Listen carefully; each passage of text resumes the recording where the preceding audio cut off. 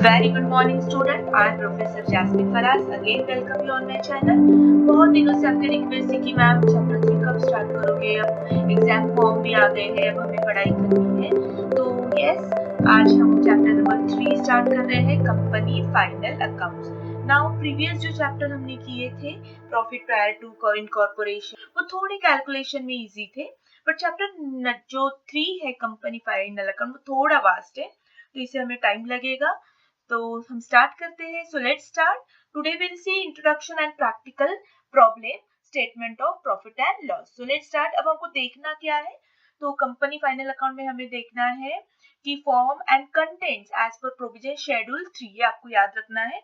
आपको शेड्यूल 3 है जिससे हमें कंपनी एक्ट 2013 के अकॉर्डिंगली प्रॉफिट एंड लॉस बनाना है, ठीक है। उसके बाद हम देखेंगे अमेंडमेंट टू शेड्यूल 3, मतलब क्या क्या चेंजेस आए हैं, then adjustment, illustration and finally question for self study. Okay, तो इस तरीके से हमारा ये प्लान है। So let's start. पहले हम थोड़ा सा प्रीवियस 1-2 साल पहले का थोड़ा याद करते हैं। जब आप 11th स्टैंडर्ड में थे या 12th स्टैंडर्ड में थे तो हमें फाइनल अकाउंट एक चैप्टर था, ठीक है। तो अगर आपको याद रहेगा तो वहाँ पे ट्रेडिंग अकाउंट हमें बनाना होता था, profit and loss and the balance sheet. तो देखो यहाँ पे ये जितना पार्ट है ये ट्रेडिंग अकाउंट का था, ये जो पार्ट है ये प्रॉफिट एंड लॉस का था, ठीक है। और अगर आप ध्यान दे दोगे तो यहाँ पे debit and credit, that means हमारी profit and loss, trading account, ये बैलेंस शीट ये हॉरिजॉन्टल थी, ओके। लेकिन अब हमें क्या करना है, बैलेंस शीट या profit and loss vertical form में बनाना है। Got it. सो ये सेम आइटम्स रहने वाले हमारे प्रॉफिट एंड लॉस में, मतलब हम परचेस में से परचेस रिटर्न लेस ही करने वाले हैं, सेल्स में से सेल्स रिटर्न लेस करने वाले हैं। Got it. ये जो रॉयल्टी है, कैरेज इनवर्ड है, ये सब हम हमारे रॉ मटेरियल में, जैसे यहाँ पे हमने एक साथ लिखा है वैसे ही वहां पे भी हम लोग लिखने वाले हैं, बट लिखने का स्टाइल हमारा चेंज होने वाला है। Got it. सो देखो यहाँ पे सेल्स क्रेडिट लिखा है and all expenses debit. Same with the balance sheet, देखो बैलेंस शीट भी हमारी यहाँ पे 2 साइड में डिवाइड हुई है, right. So this is a horizontal form, लेकिन अब हमें वर्टिकल फॉर्म करना है। तो वर्टिकल फॉर्म मतलब क्या, तो सिंपल है, ये जो असेट है इसके नीचे ये पूरा वाला नीचे आएगा और इस तरीके से हमारी बैलेंस शीट होगी, वर्टिकल स्टैंडिंग होगी, ठीक है। ऊपर असेट हो गए, नीचे लायबिलिटी होगी। वन मोर थिंग, देखो जब हम 11th-12th में थे तो हम लोग बिल्डिंग, फर्नीचर, सन्ड्री डेटर्स, बीच में ही करंट एसेट लिखते थे, बीच में ही स्टॉक लिखते थे, तो यहाँ पे हम कभी बाइफरकेट नहीं किया था। लेकिन अब हमें लिखने के वक्त भी सीक्वेंस फॉलो करना होगी, मतलब पहले फिक्स एसेट लिखना होगे, इसी फिक्स एसेट को अब नॉन करंट एसेट हम लिखेंगे, ठीक है। तो ये कुछ कुछ चेंजेस आए हैं, जैसे जैसे हम प्रॉब्लम सॉल्व करेंगे मैं आपको एक्सप्लेन करूंगी। तो फिक्स एसेट के बाद हमें करंट एसेट लिखने हैं, लाइन से हमें सब कुछ सीक्वेंस वाइज जाना है, बिल्कुल उल्टा पुल्टा नहीं करना है। Got it. जैसे हम यहाँ पे पहले 11th-12th में करते थे, हमारे मार्क्स कट नहीं होते थे, बट नहीं, अब आपको सीक्वेंस फॉलो करनी है। Got it. सो अब हम देखेंगे हमारी असली बैलेंस शीट या प्रॉफिट एंड लॉस क्या होगा। तो इस लेक्चर में मैं पहले प्रॉफिट एंड लॉस आपको एक्सप्लेन करूंगी। तो देखो प्रॉफिट एंड लॉस हमें लिखना कैसे है, यहाँ पे कहीं पे भी मैंने डेबिट एंड क्रेडिट नहीं लिखा है। अभी हमने प्रीवियस, अगर फिर से प्रीवियस एक बार देखो स्लाइड हम जाते हैं तो यहाँ पे डेबिट एंड क्रेडिट है, करेक्ट। देखो डेबिट एंड क्रेडिट, ये side same to same mirror image है, पर्टिकुलर अमाउंट, यहाँ पे भी अमाउंट, बट नाउ ऐसे नहीं होने वाला है। तो कैसे ड्रॉ करना है, तो ये एक आपका बुक का पेज है, तो आपको देखो इस तरीके से कॉलम ड्रॉ करने हैं। अब आपको ऊपर लिखना है नेम ऑफ द कंपनी, ये क्वेश्चन में होगा, जो भी कंपनी होगी XYZ, बाटा लिमिटेड, टाटा लिमिटेड, ओके, या रिलायंस इंडस्ट्री, ये आपको नाम यहाँ पे लिखना है। देन आपको लिखना है statement of profit and loss for the year ended. अब जो भी डेट दी होगी 31 मार्च, सपोज अब 2022 चालू है तो हम ये लिखते, तो ये डेट आपको लिखनी है। Got it. फिर आपको इस तरीके से कॉलम ड्रॉ करने हैं। कॉलम कौन कौन से ड्रॉ करने हैं, one particular, second note number, अब ये क्या है तो ये भी बताती हूँ मैं, then current year and previous year. Got it. तो हमें इसमें लिखना होता है, इसमें लिखना होता है, इसमें हम इसमें नहीं लिखते हैं, तो ये हमारा कॉलम हमेशा ब्लैंक ही रहेगा। ये प्रीवियस ईयर का है, ये हमें कब लगता है जब हम कंपैरिजन करते हैं लास्ट 2 इयर्स की, बट हमें यहाँ पे सिंपली बैलेंस शीट बनानी है, प्रॉफिट एंड लॉस बनाना है, वो भी करंट ईयर का। Got it. तो 1 2 3 एंड 4 कॉलम आपको ड्रॉ करने हैं। कहीं पे भी मैंने डेबिट एंड क्रेडिट नहीं लिखा है, गॉट इट। अब यहाँ पे लिखना कैसे, तो ये स्टेटमेंट है हमारा प्रॉफिट एंड लॉस का, ठीक है। तो यहाँ पे अब ट्रेडिंग अकाउंट अलग बनाना है, प्रॉफिट एंड लॉस अलग बनाना है, ऐसे नहीं करना है। तो सबसे पहले हम स्टार्ट करते हैं। ऑफ कोर्स पहले हम इनकम से शुरुआत करेंगे, बिकॉज इनकम माइनस एक्सपेंसेस, कभी उल्टा नहीं होता, एक्सपेंसेस माइनस इनकम ऐसे नहीं होता है। तो पहले हम इनकम लिखेंगे। इनकम को ही कहा जाता है रेवेन्यू फ्रॉम ऑपरेशन। अभी ऑपरेशन क्या है, तो दैट मीन्स हमारा जो बिजनेस है, ध्यान से सुनो, जिसपे हम बाइंग एंड सेलिंग ट्रेडिंग करते हैं, उससे अगर हमें कोई इनकम मिलता है या रेवेन्यू मिलता है तो वो हम यहाँ पर लिखेंगे। अंडरस्टूड। सो इस तरीके से पहले हम लिखेंगे रेवेन्यू फ्रॉम ऑपरेशन। अब फॉर एग्जाम्पल सेल्स है, देखो ध्यान देना है, मैं आपको एक्सप्लेन कर रही हूँ नोट नंबर क्या होता है। तो एग्जाम्पल, अब आपको सबको ट्रायल बैलेंस आएगा, ठीक है। अभी से प्रॉफिट एंड लॉस देख रहे तो ट्रायल बैलेंस में से प्रॉफिट एंड लॉस के आइटम्स दिए जाएंगे। सो अब हमें सपोज उन्होंने दिया है सेल्स। अब सेल्स तो ये ऑपरेशन से आता है ना, हमारा बाइंग एंड सेलिंग है, उस पे हमारी इनकम है, रोजी रोटी है। तो रेवेन्यू फ्रॉम ऑपरेशन मतलब सेल्स। तो एग्जाम्पल अब सेल्स है, ठीक है। फिर उन्होंने हमें सेल्स रिटर्न भी दिया है, तो सेल्स रिटर्न, फिर ये हम इतनी बड़ी अमाउंट यहाँ पे लिखेंगे, यहाँ पर लिखेंगे। सो ये देखो, ये बहुत सारा क्या होगा, मैसी हो जाएगा, सब गड़बड़ हो जाएगी। तो ये जो हम करने वाले हैं वर्किंग नोट, ये हम यहाँ पे नहीं करेंगे। इसके लिए नेक्स्ट पेज पे हम फिर से ड्रॉ करेंगे और उस पे हम ये सब बताएंगे और डायरेक्टली जो फाइनल अमाउंट आएगी, फॉर एग्जाम्पल सेल्स है 5 लाख, देखो सेल्स है 5 लाख, सेल्स रिटर्न है 10,000, तो हमारा आंसर क्या आना चाहिए, 4,90,000। ओके। तो हम ये जो मैंने ये किया है, इसको कहते हैं वर्किंग नोट। तो ये जो नोट है, ये नोट मैं यहीं पे नहीं बताऊंगी, गॉट इट। यहाँ पे अब आंसर क्या आया हमारा फाइनल, 4,90,000। तो डायरेक्टली यहाँ पे मैं 4,90,000 लिखूंगी, ठीक है। अब ये आंसर कहाँ से आया, इसके लिए मैंने एक नोट बनाई, जिसको मैंने नंबर दिया नोट नंबर 1। तो जैसे हम वर्किंग नोट बनाते हैं वैसे ही बनाना है, सिर्फ यहाँ पे वर्किंग नोट नहीं लिखना है, यहाँ पे सिर्फ लिखना है नोट नंबर। तो अगर मुझे देखना है कि भैया 4,90,000 कहाँ से आया, तो उसके लिए मैं पेज टर्न करूंगी और पीछे के पेज पे मैंने ये बनाया होगा। अब ये कैसे बनाते हैं, कौन से कॉलम ड्रॉ करते हैं, डोंट वरी, वो भी मैं एक्सप्लेन करूंगी। ओके, हम स्लोली जाएंगे। सो 4,90,000 हम यहाँ पर लिखेंगे, गॉट इट। और कोई इनकम होगा ऑपरेशन से तो वो भी ऐड होगा, तो वो सब पूरा ऐड करके मैं वो नोट नंबर 1 में ऐड सब करूंगी और डायरेक्टली फाइनली आंसर लिखूंगी। तो पहला हमें लिखना है revenue from operation, got it. तो इसमें यूजुअली आता है सेल्स। नेक्स्ट हमारा है इनकम फ्रॉम अदर सोर्सेस या अदर इनकम। तो आपको पहले ये दो आइटम्स याद रखने हैं, ठीक है। जैसे ही क्वेश्चन पेपर आपके हाथ में आएगा, आपको ये पहले ही ड्रॉ करके रखना है, ठीक है। नोट्स हम बाद में बनाएंगे, लेकिन ये ड्रॉ, ये फॉर्मेट फिक्स रहेगा, तो उसी हिसाब से आपको बनाना है। तो पहले लिखना है number 1 revenue from operation. Second आपको लिखना है अदर इनकम।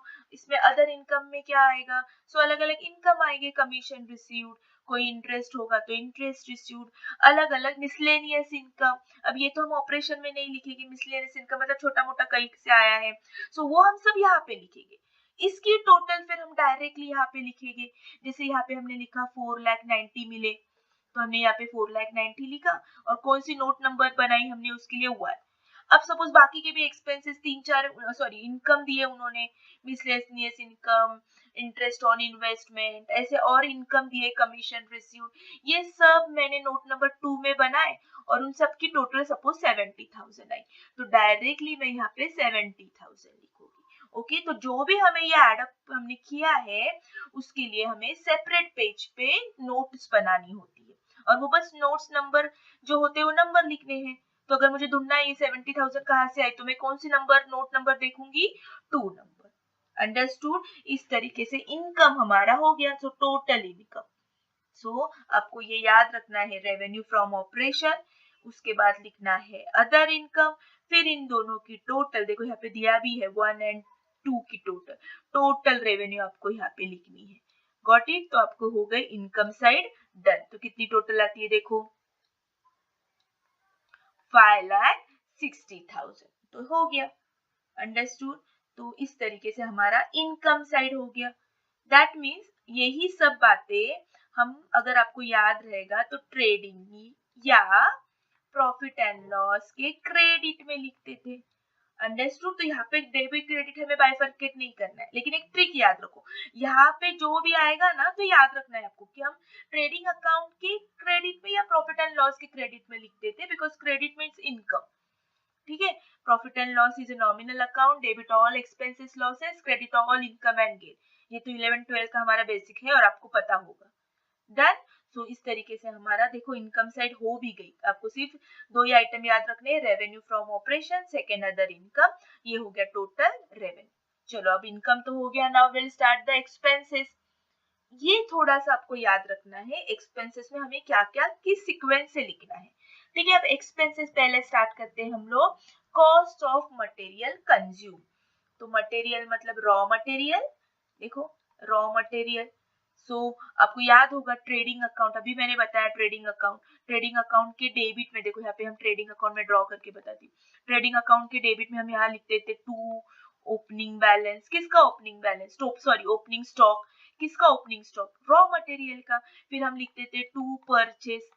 तो परचेस मतलब क्या? Purchase of raw material. फिर कभी कभी परचेस रिटर्न भी हम करते थे माइनस। फिर उसके बाद कैरेज इनवर्ड आता था। ठीक है, तो ये जो भी आइटम हम लिखते थे ट्रेडिंग में related with the raw material, बस वही हमें यहाँ पे लिखना है। पहले हम कैसे लिखते थे? डेबिट में ऐसे हॉरिजॉन्टल लिखते थे, अब हमें वर्टिकल लिखना है, बस यही फर्क है।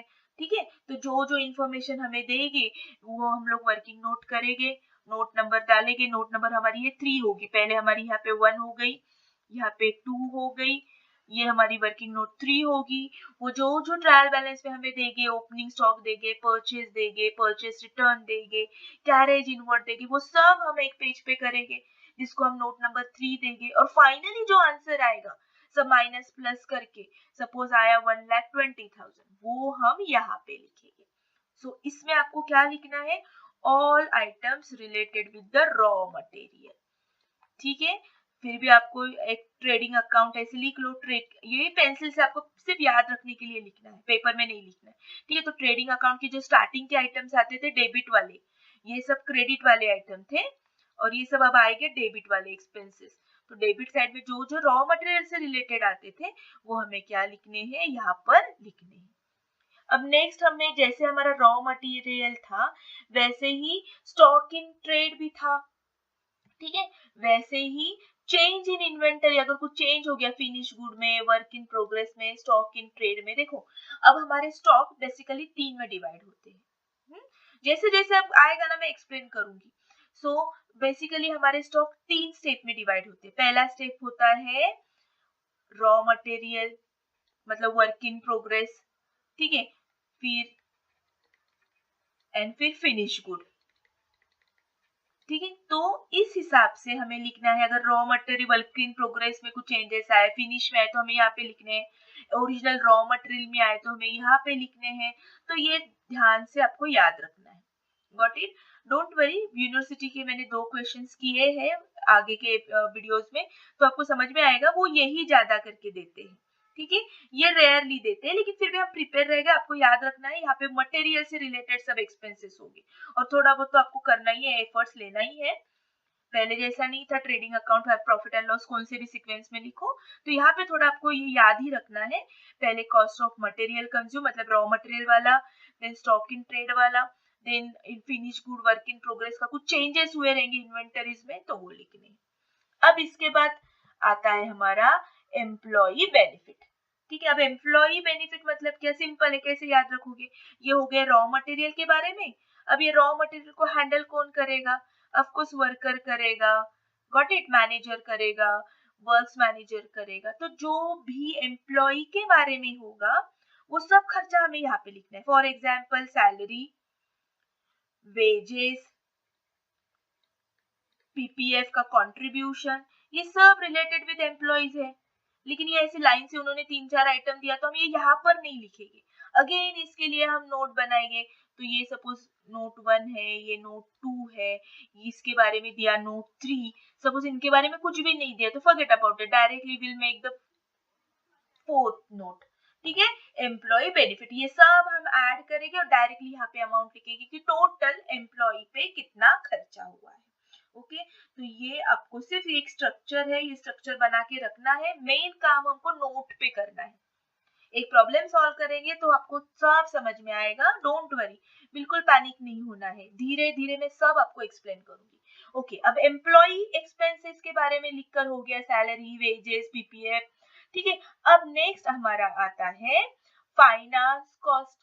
फाइनेंस कॉस्ट मतलब क्या, तो सिंपल याद रखना है, इंटरेस्ट के बारे में अगर कुछ आया ना, आपने बैंक लोन का इंटरेस्ट पे किया, डिबेंचर का इंटरेस्ट पे किया, सो इंटरेस्ट पेड, हाँ पेड के बारे में बोल रही हूँ मैं, यहाँ पे इंटरेस्ट रिसीव्ड के बारे में होगा और यहाँ पे इंटरेस्ट पेड के बारे में होगा। इंटरेस्ट यहाँ पे भी आ सकता है, यहाँ पे भी आ सकता है, लेकिन आपको ध्यान देना है कि ये इंटरेस्ट पेड है या इंटरेस्ट रिसीव्ड है।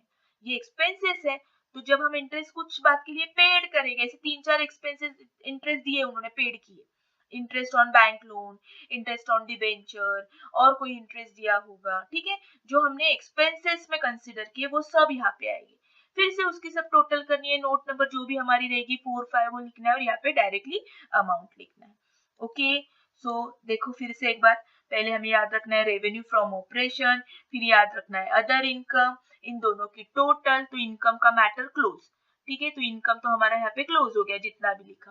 फिर हम सब डेबिट साइड वाले आइटम्स पे आएंगे, एक्सपेंसेस। अब एक्सपेंसेस में भी हमको बाइफरकेट करना है, तो ये 3 वाले एक्सपेंसेस है रिलेटेड विद द स्टॉक। ठीक है, यूजुअली यही पूछा जाता है, इसलिए स्टार मार्क करती हूँ। फिर उसके बाद एम्प्लॉय बेनिफिट याद रखना है आपको। फिर उसके बाद आपको याद रखना है फाइनेंस कॉस्ट, इंटरेस्ट वाली कोई भी बात रहेगी तो। And next of course depreciation, amortisation expenses, मतलब ही राइट ऑफ किया, रिटर्न ऑफ किया, डेप्रिसिएशन किया, प्लांट एंड मशीनरी पे किया, फर्नीचर पे किया, बिल्डिंग पे किया, तो ये सब हम लोग यहाँ पे ही नहीं लिखेंगे, हम अगेन एक नोट बनाएंगे, उस नोट पे सब लिखेंगे और फाइनली आंसर यहाँ पे लिखेंगे। सपोज नोट 6 में बना है तो हम यहाँ नोट नंबर 6 लिखेंगे, डायरेक्टली फिगर अमाउंट यहाँ पर लिखेंगे। ठीक है, सो ये हो गया depreciation. If you remember profit and loss में हम सब लिखते थे यहाँ पे।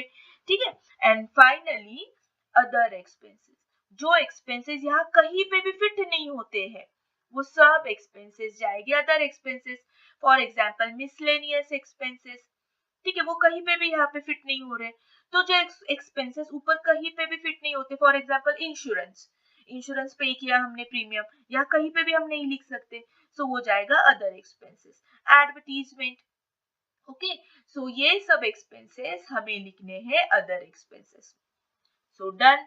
तो टोटल एक्सपेंसेस, जैसे हमने यहाँ पे टोटल रेवेन्यू लिखा, टोटल इनकम, वैसे हम यहाँ टोटल एक्सपेंसेस लिखेंगे।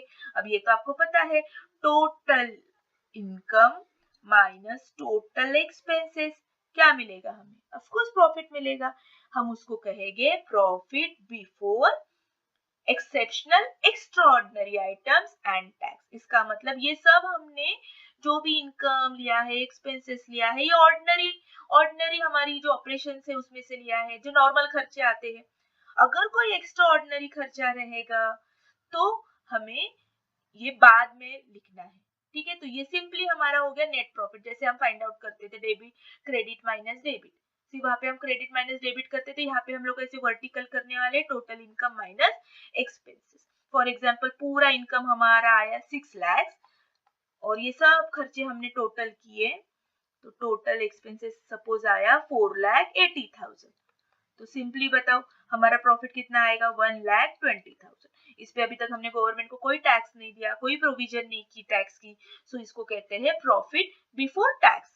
लेकिन सिर्फ इतना नहीं लिखना है प्रॉफिट बिफोर टैक्स, उसके अंदर ये 2 वर्ड भी लिखने हैं, एक्सेप्शनल एंड एक्स्ट्राऑर्डिनरी आइटम, मतलब इसमें हमने कोई भी एक्स्ट्राऑर्डिनरी आइटम ऐड नहीं किए, वो बाद में करेंगे। अब क्या करेंगे तो देखेंगे नेक्स्ट पेज पे। तो बेसिकली आपको ये याद रखना है, ठीक है, तो थोड़ा सा रोज लिखो, आपको प्रैक्टिस हो जाएगी, जैसे क्वेश्चन पेपर हाथ में आ जाएगा पहले ये रेडी बना के रखो। लेकिन सिर्फ ये इतना नहीं है, पेज टर्न करके देखो, उसके ही नीचे ये वाला आता है कंटिन्यू, ये हमारा देखो इसके ही नीचे, अब ये जो यहाँ पे इतना ही पेज बैठा मेरा ये स्लाइड पे, लेकिन ये वाले आइटम भी आपको ऐसे नीचे ही लिखने हैं उसके। ठीक है, अब एक्सेप्शनल आइटम, कोई तो आपको एक नोट्स दिए रहेंगे, एक एडजस्टमेंट दी होगी कि ये एक्सेप्शनल आइटम है, बस वो आपको यहाँ पे लिखने हैं। फिर हो जाएगा प्रॉफिट बिफोर अब एक्स्ट्रा ऑर्डिनरी आइटम, फिर वो एक्स्ट्रा ऑर्डिनरी आइटम देंगे। डोंट वरी, अभी मैं ये सब एक्सप्लेन करूंगी ना तो सब ऊपर से जाएगा और आपको बोर लगेगा। सो बेटर है जैसे जैसे हम प्रॉब्लम सॉल्व करेंगे आपको याद रहेगा। ठीक है, तो इस तरीके से ये सब आपको लिखना है, एक्सेप्शनल आइटम, फिर प्रॉफिट बिफोर एक्स्ट्राऑर्डिनरी आइटम, फिर एक्स्ट्राऑर्डिनरी आइटम लिखना है, फिर प्रॉफिट बिफोर टैक्स, फिर टैक्स माइनस करना है, फिर टैक्स में भी करंट टैक्स, डिफर्ड टैक्स करना है, फिर उसके बाद वापिस ये वाले। So usually as per my experience इतना ये वाला नहीं कुछ पूछते हैं उन लोग, बहुत रेयरली एक आधा आइटम वो देते हैं। सो डोंट वरी, हम जैसे जैसे क्वेश्चन सॉल्व करेंगे ये सब आएगा। तो फिलहाल के लिए ना आप इतना मत करो, आप फिलहाल के लिए इतना ही याद रखो, एक्सेप्शनल आइटम, फिर प्रॉफिट बिफोर एक्स्ट्राऑर्डिनरी आइटम, फिर एक्स्ट्राऑर्डिनरी आइटम माइनस करो, फिर प्रॉफिट बिफोर टैक्स, फिर टैक्स माइनस करो, टैक्स में भी करंट और डिफरेंट, फिलहाल इतना ही करो। अंडरस्टूड? फिर जब ये आपका अच्छे से पक्का हो जाएगा तब हम ये जैसे जैसे आइटम आएंगे आपको लिखना है। ये सब आइटम एट ए टाइम नहीं आते हैं, डोंट वरी। मतलब दिखने को बुक में आप देखोगे तो बहुत सारी बड़ी बैलेंस शीट है और इसलिए आप थोड़े से हाइपर हो गए थे, मिस सिखाओ सिखाओ, बट ये आपको बहुत जल्दी समझ में आएगा। तो फिलहाल आप याद रखो, आपको ये याद रखना है एंड आपको यहाँ तक याद रखना है। अंडरस्टूड? ओके। सो आज के इस इंट्रोडक्शन लेक्चर में हमने देखा कि प्रॉफिट एंड लॉस का फॉर्मेट कैसे बनाया जाता है, वो किस तरीके से आपको आइडिया से याद रखना है। अब नेक्स्ट जो हमारा लेक्चर होगा उसमें मैं आपको प्रॉपरली एक profit and loss practical problem बनाकर बताऊंगी। डोंट वरी, आपकी एग्जाम में भी जैन में होगी, स्टिल वी हैव 1 मंथ, वो 1 मंथ में मैं आपका ये चैप्टर कंप्लीट करूंगी, डोंट वरी। सो तभी के लिए thank you so much, have a nice day, bye bye.